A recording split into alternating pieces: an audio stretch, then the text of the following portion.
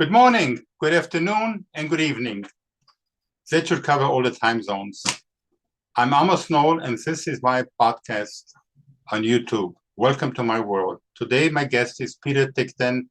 But before I introduce Peter, I need to make a few comments. We hear all the fake news, and the first thing to say is that Trump is a liar, he's a cheat, and he will get us into World War III. I never heard MSNBC, CNN, NBC, CBS, etc. say nice things regarding Trump, such as the warm, loving, generous man Donald is. When you read the book by Peter Ticktin, What Makes Trump Tick? You will see what helps mold Trump, the character, into a strong businessman, a strong leader, and the president of the USA. History will say he was the greatest president. Trump saved America in 2024 from becoming a socialist communist nation. And I really believe it. As to Peter, here's some highlights. And believe me, there's so much more to it. First of all, he's an attorney that excels. He's not just a lawyer, he's also a barrister. He handled many cases which have had national attention, including discovering robust signers of the banks, which led to a 30 billion recovery, not million, billions, which of course went to the state attorneys. The only case where organs, procurement organizations were challenged, and Peter won. That's a lot to brag about. He defeated the traffic ticket for the whole province of Ontario in his first 6 months as an attorney, as a new attorney.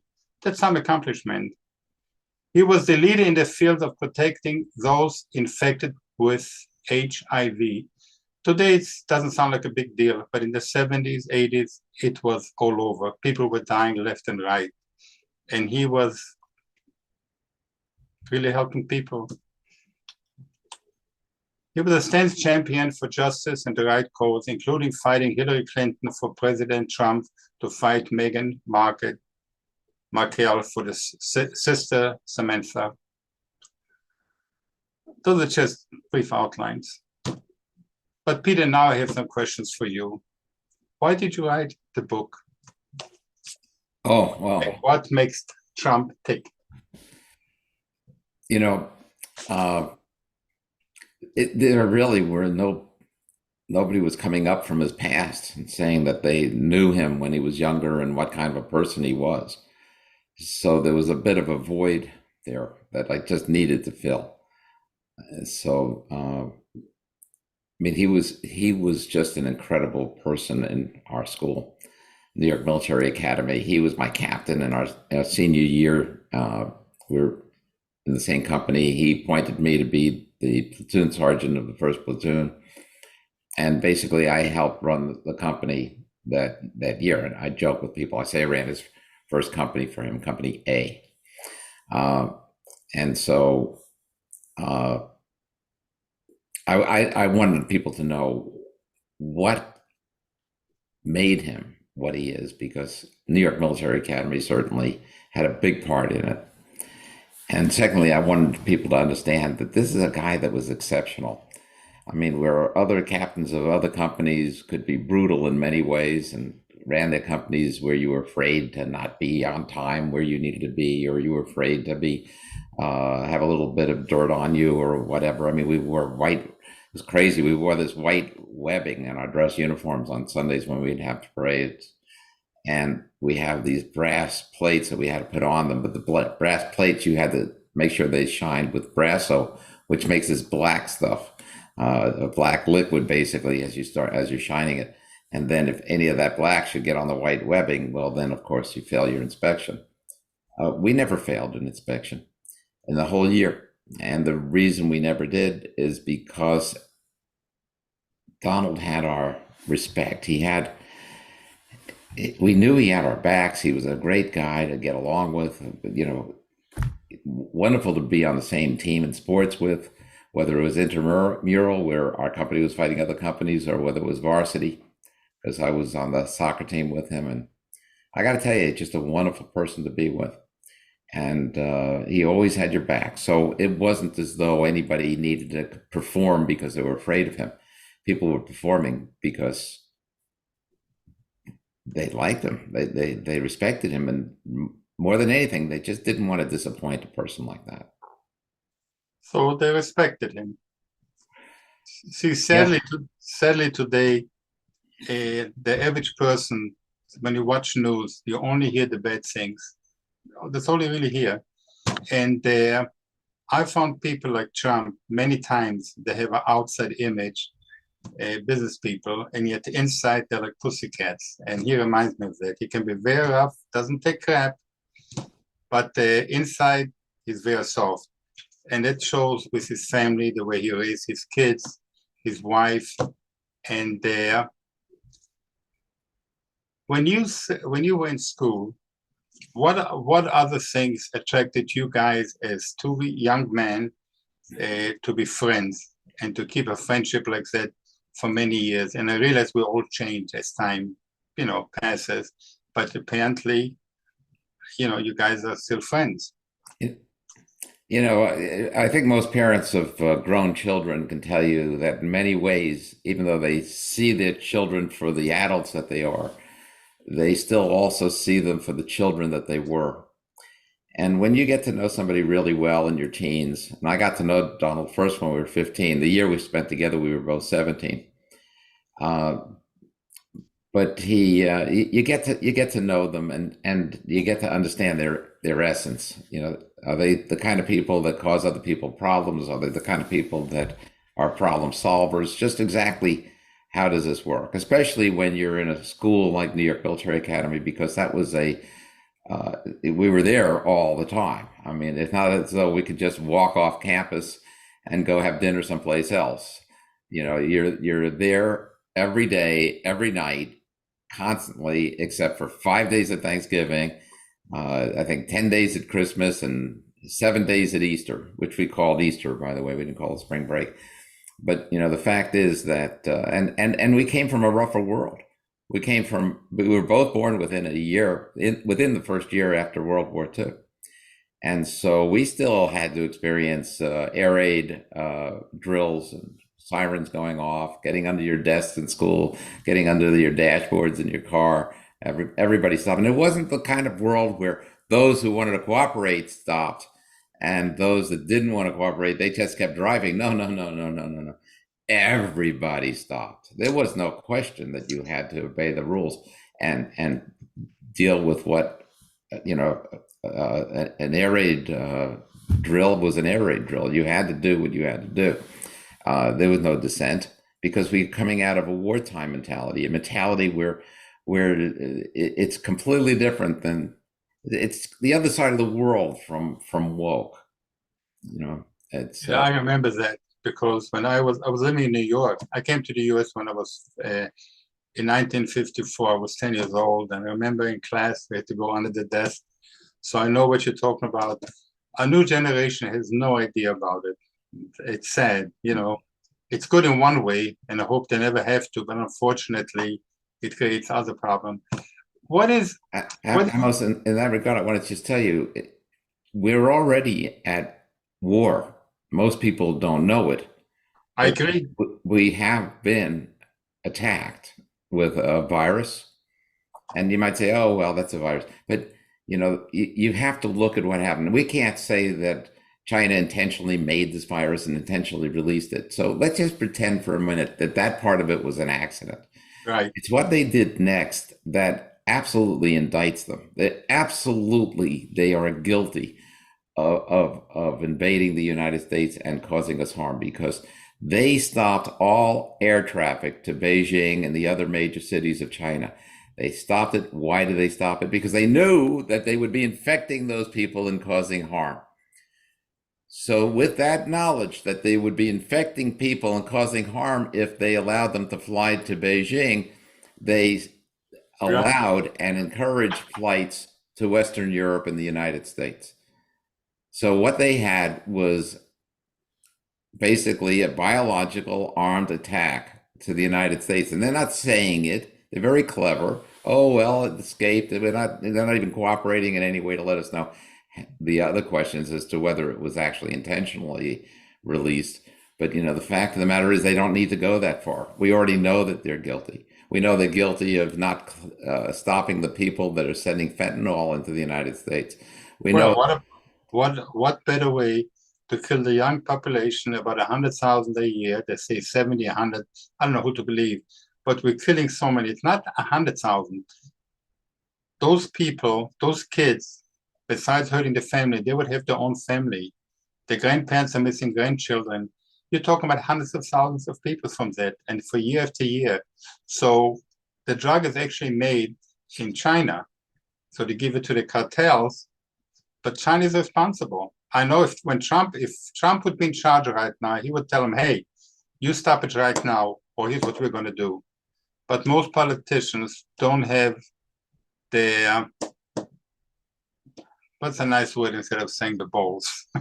So complex that. The intestinal fortitude. Fortitude? Yes. You're more classy than I am. What can I tell you? Well, I mean, yeah. The I'm supposed to be.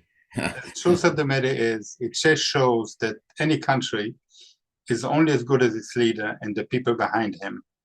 And it's a shame that I don't blame China. I don't blame Russia. Hey, if they can get away with it, they will. It's just like a kid. The kid is going to test the parents. If he gets away with it, he's going to do it again and again. When Russia, what's his name, Putin, threatens about atomic bomb, I can imagine Trump calling him up and say, listen, you bum, if you drop one bomb, there will be no Moscow. And keep a straight face. And he would back off. But the leadership you have today, now when we're talking about a guy like Biden, we're the same age, by the way. In 2 weeks, I'll be 80 years old. I don't feel it. The dementia he has, I'm not a doctor, but it's so obvious. Unfortunately, it could happen to me, can happen to you. We get into this age where things like that happen. Hope it doesn't. But even their own Democrats, Republicans, you have a man who has his finger on the button, and they were worried about Trump pushing the. I mean, it's a joke. It's pathetic, actually, very pathetic. And they let a man, even their own Democrats, let a man like that in power. Sad. But anyway, do you still believe in Donald Trump the way you did when you wrote the book? Well, since then, I've been, he's asked me to do some legal work for him, and I've done the legal work, but I've also been able to have, because up until lately, until let's say last year, I would see him, and it's like anybody else. If you run into somebody or you go to an occasion and there's somebody there that you knew 50 years ago, it's nice to see them. There's a love, but you don't really have much to say to each other because, it's not like Donald Trump is going to say, well, what do you think, Peter, I should do with North Korea? I mean, it's not like we're going to have a conversation like that. But once you're actually doing some work with the man, that's important. And you get to see that, his marbles are all there. The man is totally intact. He is the most patient person that I think I have ever known. I would say, do I believe in him like I did when I wrote the book? I'd say no. I believe even more in him now than I did then. Because I've seen it. You see it. You see how he treats other people. When other people would get nervous, upset about whatever, and you see he's got that cool way about him where he just knows how to do what he needs to do. No, he's I'll tell you something. There's nobody else that can do the job that he needs to do now. Because you're right. It's not just that he will say to Putin, we're gonna get rid of Moscow if you do anything like that. Well, it's that they believe that he will. Well, that's what it's about. I mean, it's if you are weak, people unfortunately will take advantage of you. When I was in business, when I was a builder developer, I did a tremendous amount of business. And the big mistakes trade made with me They took my politeness as a weak point. And I just like to treat people the way I want to be treated. And I think Donald Trump is the same way. He does talk to people with respect, but if you try to knock him, he jumps right back. He goes right for the jugular, and he's right, and they back off, and that's what he has to keep on doing. Well, he has his way about him, and the man is a brilliant man. I mean, people just don't realize how smart he is. First of all, in our school, I mean, I was thinking you're talking about some of the things, and what I was saying before, we came from a different time. Even in our older age, at 17, not the year after the Second World War, but even 17 years later, when we're in school together, I mean, we're sitting in American history class together when we get the word that John Kennedy was shot. We went through the Cuban Missile Crisis together, where people actually we all believed that any time these missiles could be coming through the air at us. And it caused a certain element of concern, of fear. And the population was afraid at that time. Right now, I don't think we can get our population together to even understand the threat that's over their heads with what's going on in the world. And why is this going on? We are so stupid here in terms of thinking that people are just nice people and they're going to be kind, and we should be good to the Chinese and good to Russia. And I hate to say this, but there used to be hate in this country, and now hate is illegal and it's completely banned. And really, that's a wonderful thing. It would be just so wonderful if we could just eliminate hate from the planet.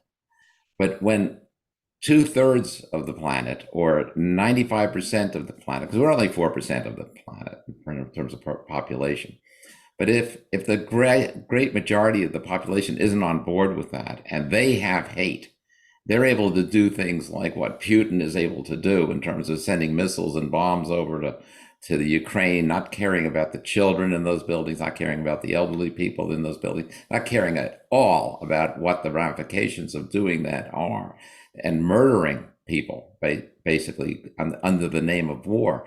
That's real hate. And when you have all those people on the other side of the world, when you have the Chinese with their new built up military with 1.4 billion people in their population, it's not that hard to have an army of 300 million.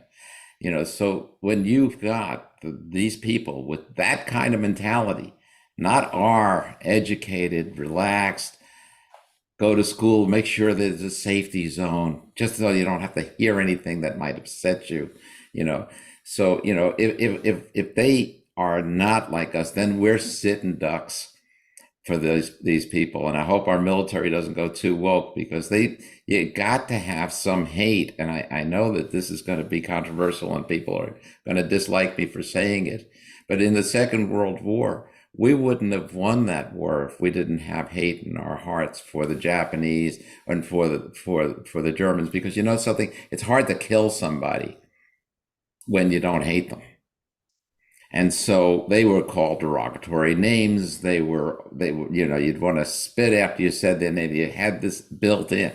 Now we sit back and everything's so logical and so pleasant that, I mean, you got to build up the hate, so people will fight. In World War II, people went to volunteer. And today, when you watch in the army as well, you can't say that, you can't say that. Hey, when you go into army, and you go into action, there's one goal: to win. Not to worry about it if you're male, if you're female, the way you look. Because every soldier doesn't care if you're black, white, white man, female. His job is to go out and win, period. I think you're right about that. Under Donald Trump, nobody gave a darn what you were, It was like racism was kind of like gone. And then now they're bringing it back, and they can't bring it back in the old way where you hate the blacks. But what do you think is really going to happen if there's a lot of hate to the whites by the blacks?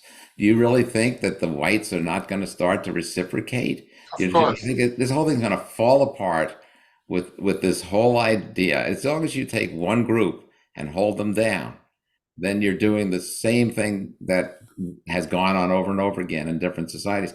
You know, the old saying in Germany, or people talked about Germany afterward. You know, if the people didn't stop them for taking the Jews because they weren't Jewish, so they let it go, and then they started taking the gypsies, and they weren't gypsies, so they let it go, and then they started taking the homosexuals, they weren't homosexuals, so they let it go, and so on until they expand. So then eventually they come for you, you know, and that's what is happening here. If we're going to have our society against, and you know, the whites, because whites have had an advantage in this country, then we're causing those whites, which is about half this country, to react in a way that is so stupid and so wrong that you got to stop this identification on the basis of skin color, and start instead realizing that people should be judged, as Martin Luther King said, by the character. By their character. You know, it's so funny. One of my books called Mama, Why Am I Black? And a few weeks ago, somebody called me and, hey, you dirty Jew, and all the other crap. And I don't even get upset over that. And I said, why? He says, no, the way you wrote the book. The book itself had nothing to do with discrimination. The boy asked his mother, the mother's from Europe. She has red hair, blue eyes. She's Jewish, and the father's a Christian, and he's from Ethiopia, Africa. And he asked his mother, Mama, why am I black, not white like you? The title of the book is Mama, Why Am I Black? And she explains to him, Iskinder, that's his name, you were created from the best of your mother and father. That's why you have such beautiful hair, red hair like me, and blue eyes like me, and beautiful brown skin like your dad. But most important, that's why you're so smart and handsome. And once somebody reads that, I don't see any discrimination in there. I got my foot firmly in the ground. And yet, so I try to write books where it shows the better side of humanity. You figure, we're in the year 2023. You go back to the Greeks, go back to the Romans, to the different empires. You figure we learn. We didn't. We just don't. We do the same thing over again. When you see debates about black, about whites, about Hispanic, when you're in America, there are three colors, only three colors, red, white, and blue. The rest is all bullshit. Because when a soldier is fighting for you, he's fighting for the red, white, and blue. When I look at you, I don't look at you because you're white, you're black, or whatever, you're male, you're female. If you want to be gay, God bless you. You want to be lesbian, God bless you. But don't shove it down my throat. We have a beautiful nation. That experiment was started 250 years ago. Yes, you got ups and you got downs, sadly, but it's true. But one of the big things we lost, and I think we're going to get it back, to agree to disagree. Me and you might not agree on every subject, but we can talk. And that's what's missing today in schools. And people are afraid to open their mouth. And people told me when I wrote the song, Trump is coming. And by the way, at the end of the podcast, you can listen to the song. And if you want to pass it on to all your friends and people, I own the copyright, but you can use it. That song was originally written in 1917 during World War I by George M. Cohn. So I changed the melody, I changed the word, and it's called Trump is Coming. And I hope this will help unite all the Republicans, some Democrats, and don't look at Democrats, Republican, look at the red, white, and blue. We as Americans, we were the shining star everybody wanted to go to. As a matter of fact, when I came to America, I believed there was gold on the streets. That's what we were told. I moved into Brooklyn, New York. I went to Queens College and even worked as a lifeguard in Coney Island. But that was, oh my God, 75 years ago. How time flies and I don't feel it. Another question. When you gave the book to Donald or to President Trump, Did you give it to him personally? Did you send it to him? I assume his character, from what I read in your books and things you told me about him, I assume he was flattered and humbled, especially if somebody writes something about you. How did you present it to him? Well, I got to tell you, the other thing I wanted to write the book for was because there's so many people for the almighty dollar that just did the wrong thing. Even his niece, Mary Trump, wrote a book, and she accused him of having somebody take the SATs for him. Yeah. And I can tell you right now that never happened. I took the SATs with him, and he was there, and we had 100 guys in our class, and the teachers and the proctors in the exam, they knew all of us, and they knew us well. Our largest class was 12 students. Sometimes I had one class that had 5 students. So our rapport with our teachers was incredible, and these were wonderful people. But there's no way that anybody could have ever gone into that exam and said that they were Donald Trump, unless it was Donald Trump himself, because we all knew him, and it never happened. So part of the reason I wanted to write the book was to correct some of these things. I never got that in the book. I don't think I got that in the book, but because I think that came up afterward, or maybe I made some mention of it. But the fact is that the truth needed to be told, and the truth doesn't bring you a lot of dollars. If I would have made up a good lie, I could have made out from that. But that have to live as a liar. And there's so many liars we have now. I mean, it's not just the way our president is the way our society ends up. Exactly. When John Kennedy came into power, before that, every man had a Stetson. They had a hat, and they wore that hat to all the public buildings and wore them to the courthouses. They wore every man, look around some of the old pictures or some of the old movies, and you see every man is wearing a hat. And then John Kennedy, who had a thick head of hair, he didn't wear a hat, and so all of a sudden, haberdashers were out of business. Okay, they couldn't sell hats anymore. Nobody was wearing them because of John Kennedy. Well, we know that that Biden, and I'm not out to speak about Biden so much, but I just want to make this point. We all know that he's a kind of guy. He's a storyteller, a liar. He basically makes things up. And I'm not talking about now. I don't want to get into that dispute, but just look at his past when I graduated in the top of my class with 3 degrees. It never happened. He was near the bottom of his class, and he had only his law degree. He didn't have 3 degrees. And on full scholarships, he didn't have scholarships. I mean, it's all lies. And the man lies profusely. So where are we? What do we see in our society now? More acceptance of liars. We see George Santos. We see Elizabeth Warren, Jesse Smollett. I mean, how about him? Well, Santos, I will give credit, and I'll tell you why. Instead of waiting to get into Congress, he lied up front to get into it. The point of the matter is he fits right into most of them. There's some but he's on the wrong side. We don't have, there aren't so many liars on our side of the aisle. Of course. Okay. I mean, look at, Meghan Markle is, I'm suing her, or, her sister's suing her. I act for her sister. I mean, look at, why do these people have to make up these stories? I mean, here 15 minutes. They want 15 minutes of fame. They will lie. No, she wants money. She wants hundreds of millions of dollars. That's what she wants.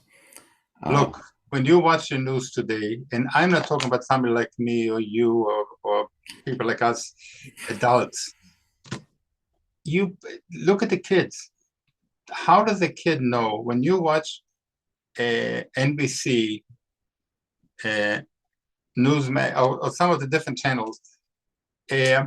How do you know who's lying? Let's say you're 10, 12, 14, 15 years old. How do you know who to believe? When I listen sometimes to Hannity, and he talks from his heart, and then I listen about the same subject on MSNBC, they sound just like him, exactly the opposite. Uh, it's a shame because it really teaches the kids not to trust anybody. Oh, I don't agree with you, Amos. Okay. I think the kids do, because usually they're only watching one set. They're watching what their parents are watching, and they become convinced of the truth of that side. So it's not as though they keep their open mind and they say, ah, they're buying on both sides. I don't know who to trust. They are sold by the side that they watch. And this is why Donald Trump correctly says that the fake news, And not I the real agree. news, is the enemy of the people, because they basically are stealing their minds. They're causing them to have a belief set of things that aren't so. I mean, every time I hear the words "the big lie," Mhm. that should be a signal to everybody. When you hear somebody say the big lie, meaning that Donald Trump is lying, that the election Right. is fixed, really the truth of the matter is that the big lie is the big lie. And we're going to see this come out. We're going to see about January 6th, because that was planned. That's That was ridiculous. that was planned by the left long before the election. I mean, that was part of my job to look into these things. So I mean, I do. Most people form beliefs about the news. They don't form. They don't get knowledge about it. They think they have knowledge, but they have beliefs. And belief is the enemy of knowledge, because if you believe something, you stop looking. You stop investigating. You stop looking for facts. But if you have an open mind and look for facts, then you have a much better chance of finding out what the truth I is. agree. One of the questions I was going to ask, and you actually brought it up, you've been quoted once saying, belief is the enemy of knowledge. What do you mean by that exactly? Okay, well, in terms of belief, it's wonderful to believe in God or believe in spirituality, whatever it is that you want to believe in those lines, because there's no evidence one way or the other. And the fact of the matter is that maybe if there is a God, he is in your heart, and he comes and speaks to you in his own way or her own way. Right. But so yes, God can exist but that's a belief, and beliefs are fine.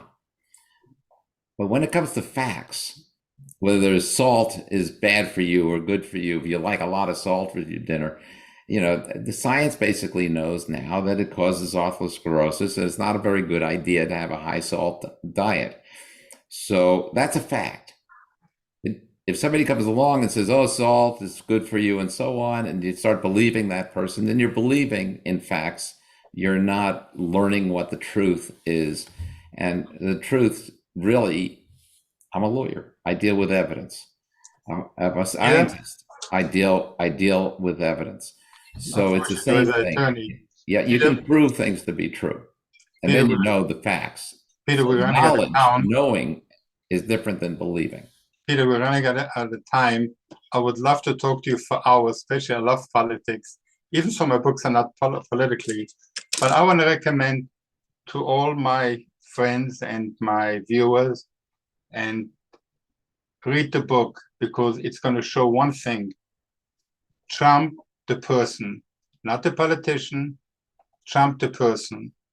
And when you're age from 15 to 17, your character is built, whether it's part of your family, part of the schooling. And in this case, it was basically a military school. So you learn a lot of respect. And this is what he brought forward as a president. Peter, if people want to buy your books, Well, where can they buy it? How can they buy it? And I would like to say it to my audience. if they go to Amazon, they should be able to get it on Amazon. We're switching over though from the publisher to ourselves, and let me just give you my email address: PT, my initials, Piano Tango, or Papa Tango, at just PT at legalbrains.com. Legalbrains with an S.com. That's how you reach me. I'm going to ask my producer at the end to put your information there so people can contact you. And also, I would appreciate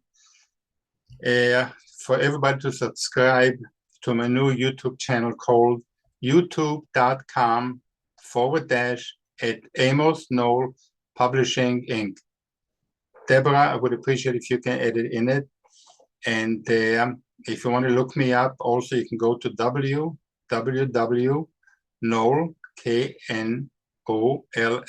publishing.com. And thank you for joining us. And please enjoy the song. I know you will. I do, and so far everybody does. But most Democrats don't appreciate it. Thank you, and God bless you. Amos, thank you so much for having me on. Peter, it was my pleasure. I love talking to you.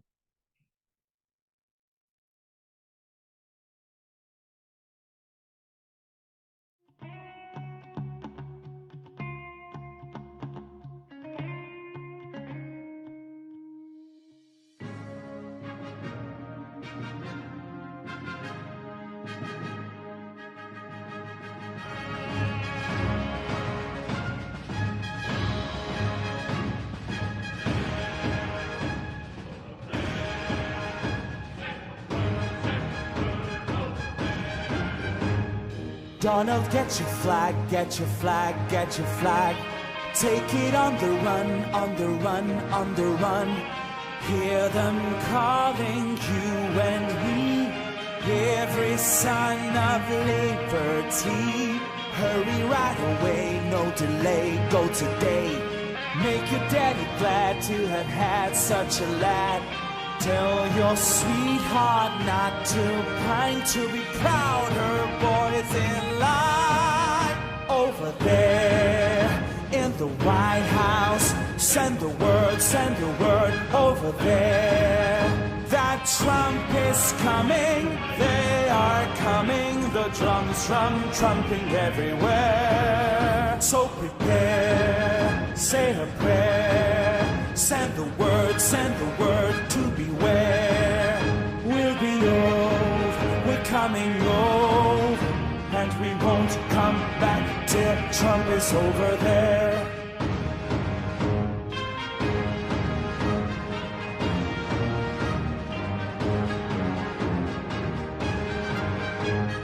Donald, get your flag, get your flag, get your flag. Donald, show the Hun who's the son of the brave. Hoist the flag and let her fly. Yankee Doodle to be proud. Pack your little kid, show your grit, do your bit. Yankee to the ranks from the towns and the pride. Make your mother proud of you and the old red, white and blue. Over there, over there. Send the word over there. That Trump is coming, the Yanks are coming, the drums trumping everywhere. So prepare, say a prayer. Send the word to beware.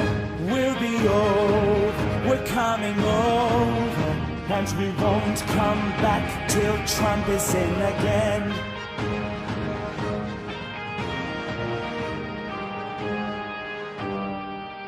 Oh, the land of the